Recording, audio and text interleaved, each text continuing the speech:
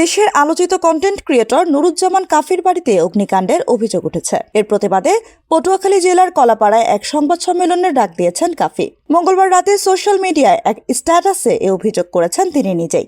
স্ট্যাটাসে কাফি বলেন, মধ্যরাতে আমার বাড়ির রান্নাঘর সম্পূর্ণ পুড়িয়ে দিয়েছে।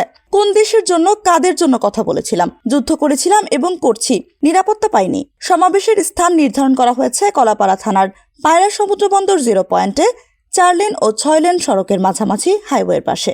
এদিকে Kalapara fire service station officer Mohammad Ilias Hossain বলেন, মঙ্গলবার দিবাগত রাত 2:15টার দিকে কাফির বাড়িতে আগুন লাগার খবর পাই। দ্রুত ঘটনাস্থলে গিয়ে দেখি আগুন সিলিংয়ে উঠে গেছে। আমরা সর্বোচ্চ শক্তি দিয়ে দ্রুত সময়ের মধ্যেই আগুন নিয়ন্ত্রণে আনি। এই ঘটনায় হতাহতের ঘটনা ঘটেনি। এ বিষয়ে নুরুজ্জামান কাফির বাবা মাওলানা মোহাম্মদ ABM হাবিবুর রহমান বলেন, আমাদের ঘরটিতে দুর্বৃত্তরা আগুন লাগিয়ে দিয়েছে। আমাদের প্রাণে মারার জন্যই এমন নেক্কারজনক ঘটনা ঘটিয়েছে।